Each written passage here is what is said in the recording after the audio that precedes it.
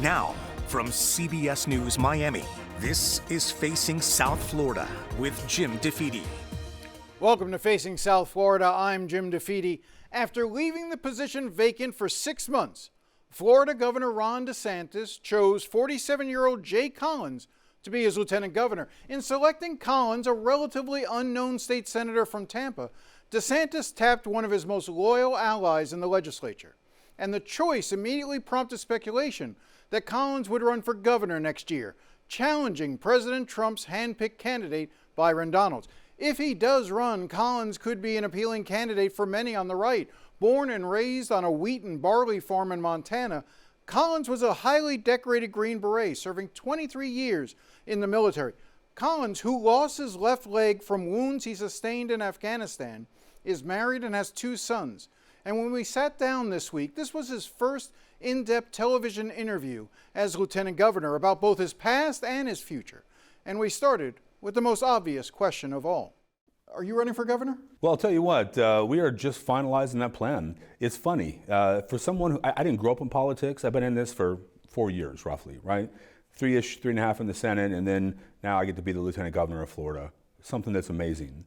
I've been very clear. It's a 3-phase process to me. It's about family, support structure, and then what I don't want to do is be an ego-driven politician who thinks it's all about me. We've had enough of that. Go watch DC, right? It's a mess. What I wanted to do is make sure that my leadership style was being accepted or was going to work potentially as the next governor. And the best way to do that is how? Get out there and talk to people, see how it fits, see how it works for me. And the fact of the matter is this, I've been all over the state. My family's good, our support structure is sound, and we've had good reviews, good returns on our communication and our questions across the state. So we're finalizing that strategy, and we'll put out our final decision here shortly, but we are really close to making that final call. So, I mean, it sounds like when you say we're working on that plan, a plan to run for governor, and when you say a timetable, what are you talking about? Days, weeks? I'm not going to give you, I'm not a date guy. This is a big decision. How often have we seen elected officials say, I'm going to run for this office, it's my time, it's this, it's that. It's not about me, it's about we. Well, clearly if you're considering it, if you're thinking of it, if you're drafting a plan for it, it means you don't believe that Byron Donalds is the best person to lead this state going forward. Why do you think you might be better than Byron Donalds? And the question I get asked about you is, why wouldn't you support the president's choice? So I voted for the president 3 times, and the fact of the matter is this, I have no issues with the president nor his leadership. But what I do know is that you have to earn it in Florida. And when I look at leadership and why leadership matters, I know, 1, nothing's given, everything's earned. I say that as someone who grew up in a trailer on welfare, eating commodity cheese, as someone who lost my leg, requalified, and fought to maintain my place as a Green Beret. I'm owed nothing, nothing. I will look at jumping in there, and when we make that decision, should we do it, it's because ultimately I believe competition drives excellence. If Byron's the guy, I will support him if he is the guy moving forward, if I jump into the race. And if I decide not to, I'll support whoever is going to be our nominee. It's just that simple. Do you think that the governor would support you? Have you had any conversations with the governor? I am blessed to be picked by Ron DeSantis to be his lieutenant governor. He authorized that, he brought me in, and I get to serve with him. The governor and I are great. It's an honor and a privilege to serve 23.5 million people beside him. And I feel like we're in a pretty good position. And that's his decision to make. But in the end, should we jump in there? Well, then we'll have that final conversation. I think for a lot of people, particularly in South Florida, they may not know you. They may not know much about you. So I'd like to spend a little bit of time That's great. Getting sort of you introduced to folks. You were born in Montana. I was. Talk to me about your growing up. Well, I'll tell you, it was a great place to grow up. It was cold in the winter, really, really hot in the summer. I'm the son of a failed farmer, interestingly. We had thousands of acres of farmland, and coming out of the Carter years into the Reagan years, there was just overwhelming drought down there, and the economy wasn't great coming out of the 70s, and we just robbed Peter to pay Paul. They couldn't move it forward. They sold our farm. I would have been the 3rd generation in that farm, and we had to move on. There's an acronym I always bring up, and I just hit it in the last speaking engagement. It's ASNF, a son never forgets. You never forget where you come from. I'll never forget my dad's face when we left the farm for the last time, as it changed everything about our family, our future, who we were going to be. But I do know this. I learned a very valuable lesson, and I've learned how to articulate it better, obviously, than I could as a young man there. But if you don't fight for what you have, what you love, you can lose it, and you will lose it. Just to be clear, you talk about a son never forgets, you know, the look on his father's face. The father that you had growing up was actually your grandfather, correct? So I was adopted. I was born to a 16-year-old kid. She was had issues with drugs and alcohol and wasn't ready to be a mom. So my grandparents gave me that opportunity. They adopted me and raised me as their own. We didn't have a lot, but they gave me what they could. Unfortunately, my dad died my junior year in high school. You know, had a unique opportunity to help perform CPR on him to get him back to the hospital. And then, you know, I lived in and out of my grandmother's home, stayed with friends, with cousins, with, you know, people's aunts and grandmas, because it was a pretty tough time. She went through really hard moments in life, losing the love of her life. We ended up with a great relationship, and in the end, you know, life takes you where you go. I joined the military after a couple years in college. Wouldn't trade any of that. I loved being in the military. I want to, before I get to your military service, and I do want to talk about that, I want to just go back. I guess you would refer to her as your birth mother. Do you have any relationship with her? Is she no, still we alive? really don't. She's alive. Once in a while we'll touch base, she'll reach out, but just no real relationship, to be honest with you. Why is that? Well, you know, it's not something I'm going to really go out and fight for. If she wants to be the part of a life and part of my life, great. If not, that's okay too. I'm focused on those people around me. One of the things I've learned in my time in the military, family isn't always who you're born into, it's people around you, people beside you, those ride or die people who are with you through the hard times. That's why I love the military. My wife, my boys, that's my family. I don't want it to come across in a way that you're cold towards the woman who gave birth to you. But it seems if you don't have a relationship with her, you don't necessarily want a relationship with her. I'm not going to judge her based on anything that went down. I have moved on and forgiven her for anything. Truly, it doesn't bother me. But I'm not defined by where I come from. That's part of my story. I'm defined by what we're doing and the path ahead. I think often we look for closure and dwelling on some of those things that hold us down.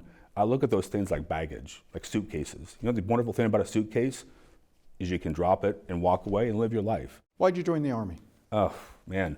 My dad, my grandfather, was a World War II vet. He raised me on just those fundamental values, those opportunities to overcome things that are bigger than yourself, the greater good.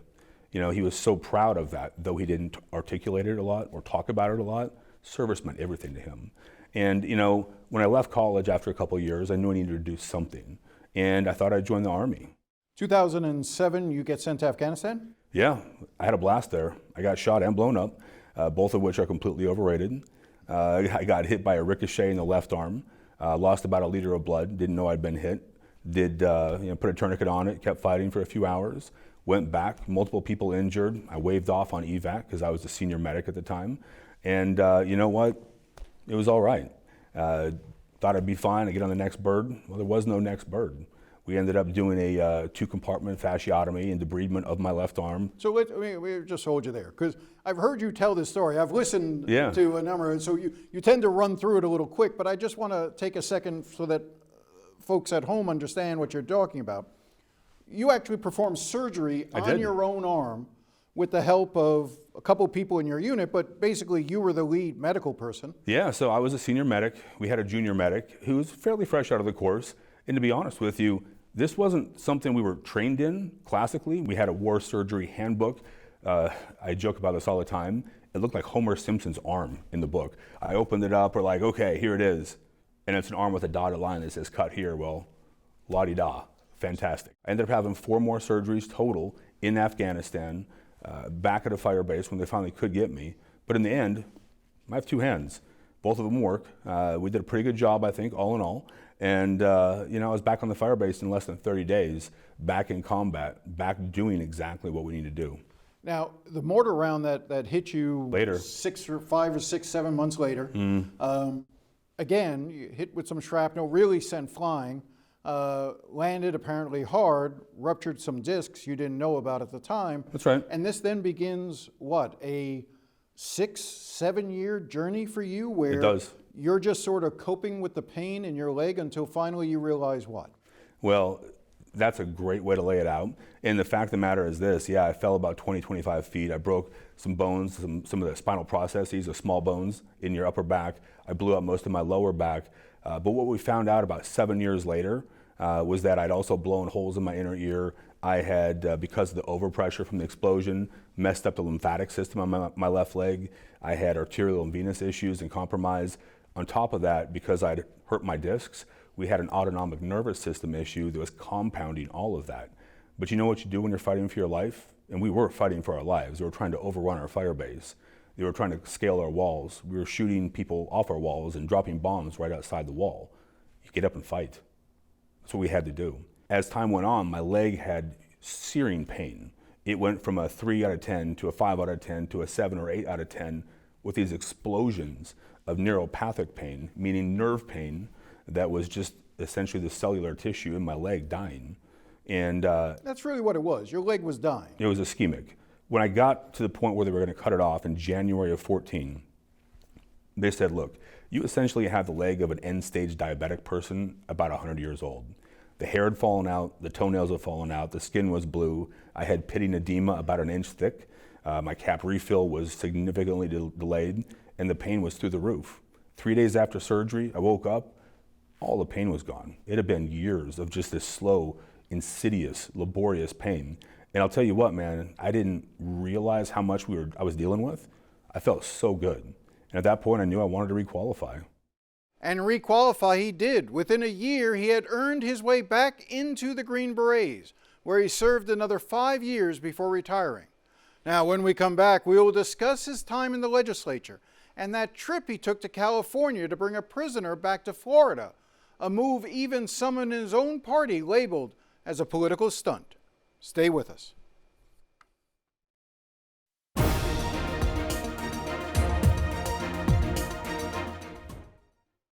Welcome back. Just 9 days after being sworn in as the state's new lieutenant governor, Jay Collins was dispatched to California by Ron DeSantis to oversee the extradition of Harjender Singh, the undocumented truck driver who attempted an illegal U-turn on a Florida highway, causing a crash that killed 3 people in a minivan. The governor's office made sure there were plenty of cameras around to document Collins' trip and to film him physically moving Singh onto a plane. And then when that plane touched down in Tallahassee, well, Fox News was there on the tarmac for the exclusive. That prompted Republican State Representative Alex Andrade to refer to Collins as, quote, a politician acting like a Keystone Cop and posing the question, why are we wasting taxpayer resources on political stunts? Why did you go? Sure, that's a great question. I'm actually glad that you asked it here. So I'm a military guy. Leadership matters. Having somebody who's in charge up front matters. The last thing I wanted to do, going to California, dealing with a politically sensitive issue, is have our men and women in law enforcement be the ones who have to deal with whatever nonsense goes down. The fact of the matter is this, if I'm the Lieutenant Governor of Florida and there's going to be something where there's going to be some political issue or some stress or some strain, let it happen in front of me. But why did you think that there was? This was a warrant that was being executed by Florida law enforcement to bring a prisoner back from California to Florida. It happens all the time. It does. Why would you think that you needed to be there? It's a high profile issue. And never diminish the opportunity for people to make an issue of things like that. Airports change, little things happen all the time on this.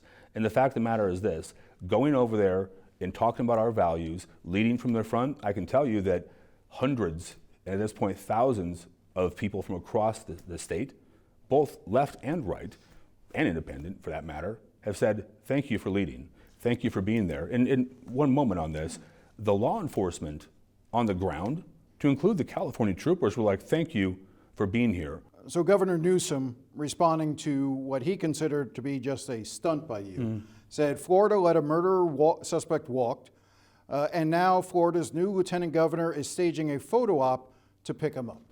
What's your response? My response is the same as it was then. Now, look at our state of Florida and look at his. Who's doing the best job in keeping crime taken care of under wraps? His state is a mess. Our state is not. Our crime is at an all-time 50-year low. Yeah, whatever happened on the ground there, that's being worked on and investigated. But it was a photo op. I mean, No, yes, well, it was. You can call it what you want, Jim, and we can agree to disagree on this issue.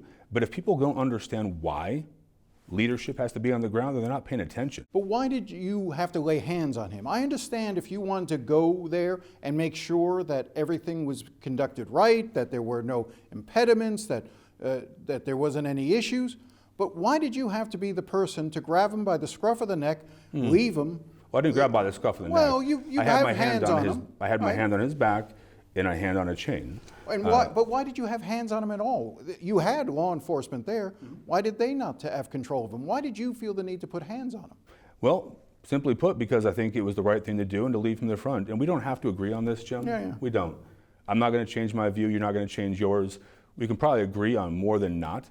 But the fact of the matter is this. Leadership matters, being up front matters, and if Gavin Newsom, who frankly needs to worry about his own state that's upside down, where crime is out of control, homelessness is out of control, is barking about that, I'm okay with it. Let's turn to some legislation, some of the things that you did while you were in the Senate.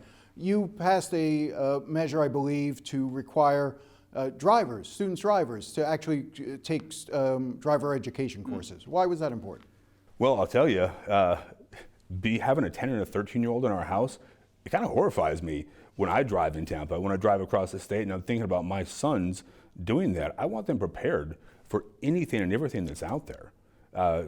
Making them safer, one, I think it's going to help drive down insurance rates. That's good for everybody, moms and dads. I mean, I got to be honest, man, I don't make a fortune here. I'm a retired military guy. And then two, man, I can't imagine my son not having that hands-on training like we used to get and being prepared for the complexities of the road, the complexities of what goes on with offensive and defensive drivers, and just all of the nonsense that's there. Because cars are a dangerous vehicle. Well, can be. Cars are inanimate objects, right? People driving them are dangerous when bad choices are made. Let's prepare them for the rules of the road and make sure that we get to have them come home and grow into whoever they're supposed to be when they grow up. So here's my question then. If that's good for drivers, why is it not good for people who carry concealed weapons? If a person carrying a concealed weapons no longer, because of legislation that you supported, no longer are required to go through a permitting process, a clearance, a background, even just sort of taking the classes to be able to understand what the rules and the laws are, or even show proficiency in using that handgun, why is it important that we worry about somebody behind the wheel of a car, but not another inanimate object, a gun? Well, that's a great question, Jim, and you've read our Constitution. Are cars codified and qualified and protected in our Constitution? Not last I checked. Nor is the right to get driver's education codified. The right to bear arms is in our Constitution. One is a constitutional issue, and one is an educational issue, of which I think we should. So let me get this. I believe in how our founding fathers and how I interpret our Constitution. You have the right to bear arms and defend your family. Hard stop. End of story. What about red flag laws? What about them? You seem to be opposed to them. You oppose the laws that were passed after Parkland that raised the age for individual to own a gun from 18 to 21. You want to bring that back? Do you want to do away, not only that, do you want to do away with the red flag laws that are passed in the state of Florida? So I'll tell you this. I wasn't in that, and I'm not going to judge the people who passed that law, because I can only imagine how difficult that was for them, honestly, to be in that room. But I also know this. A gun is an inanimate object. And if you have the ability to go fight for your nation, you should be able to purchase a weapon right there, and that's how it should be. Why do we continue to take rights away from God-fearing, freedom-defending, and law-abiding citizens because of the de minimis amount of people who do something wrong? We only talk about guns are scary, and we're telling people all these horrible things. It's not the gun. It's the problem behind the gun, the person, the societal breakdown of that issue. And Jim, the fact is this. We have to hold those people accountable. I would love to see more mental health, absolutely. I would love to see reaching people for who they are, how they are, where they are. Well, isn't that exactly what the red flag laws try to do? If that individual has shown signs to be a threat to himself or others, why is it not in everyone's interest to have that person, at least for a period of time, lose the ability to have that gun? And law enforcement is very supportive of this. Not all law enforcement is supportive, and it's kind of torn 50-50 on this issue, because I interpret our Constitution how our founding fathers intended it. I don't view it as a periodical. I view it as resolute and fact-based. And I think ultimately, you're going to be able to solve a lot of these issues by building more stability in the family, by building more communication in the family, more mental health across the universe, but far left of the issue. There's also times when red flag laws have been used against people, and they've gone through this whole process because of something completely unrelated and something that wasn't fact-based. And people losing their right to bear arms simply because of that, and then going through a long, truncated process, is wrong. Do you not think, though, that the red flag laws have saved lives? That there would be people who would be dead today if it wasn't for those red flag laws getting those guns out of their hands of the people who are mentally ill? I'll be honest, I've not seen stats one way or the other on that. It's never been brought to my attention. Should you bring those? By all means, I'm happy to sit down and talk to you. But it's not going to change how I interpret our Constitution, Jim. Those rights are resolute. Abortion. 57% of the voters in this state voted that they wanted to return to a Roe standard of roughly about 24 weeks and did not believe that the 6-week abortion ban was proper.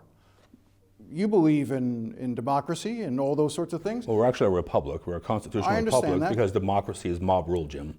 So do you think 57% of the voting population here in Florida was wrong this year? Well, I'll tell you what I do believe. I am pro-God, I'm pro-gun, and I am pro-life. And I say that as someone who was adopted and who very nearly was aborted. Many lives are lost. But I'll tell you what, I am also going to stand there and be the first one to tell you I'm pro-life all the way through. That's why I ran bills focused specifically on DCF, in getting adopted children to homes, dropping the cost, dropping the red tape, and I will continue to do that. Because if you're going to do that, those children who aren't being aborted, they need to have opportunities should those parents not keep them. So I just want to be clear, though. So you favor the 6-week abortion ban for now. Would you support an outright total ban on abortion? It's not something I'm working on right now. I think the law is where it is. It's not something I'm focused on in the near future. Is there anything that you wanted to talk about that I haven't had a chance to get to? And I hope we can continue this conversation later. Yeah, Jim, I enjoy the conversation, I do. And you know, the fact of the matter is this, you can't be afraid to step in and have a conversation with someone who may not agree with you. I live in Tampa. I live in a blue district, historically speaking. I flipped that by 10 points. I'm not afraid to have hard conversations. I'm not afraid to solve real issues.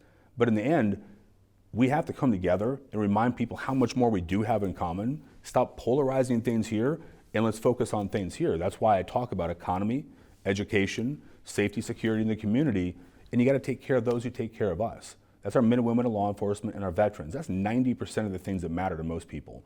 It's those kitchen table issues. I wake up every day knowing that whether they vote for me, they don't vote for me, they're going to support me, they're not going to support me, I'm here to support them and fight for them and do what I believe is absolutely correct each and every day, because I am my father's son. I did grow up on welfare. I did fight for the things I did, and I overcame all of them. And believe me, if I can do it, everybody can do it. That is the American dream. That is the opportunity that springs eternal in our state and in our nation. And it's what we should be offering and are fighting for each and every day. So thanks for this opportunity, Jim. Appreciate you, and God bless. All right, we'll talk soon. Sounds good. We'll be right back. That's all the time we have today. If you have any thoughts or comments, feel free to contact me at jdefede@cbs.com. I do enjoy hearing from you. Thanks again for watching, and enjoy the rest of your day.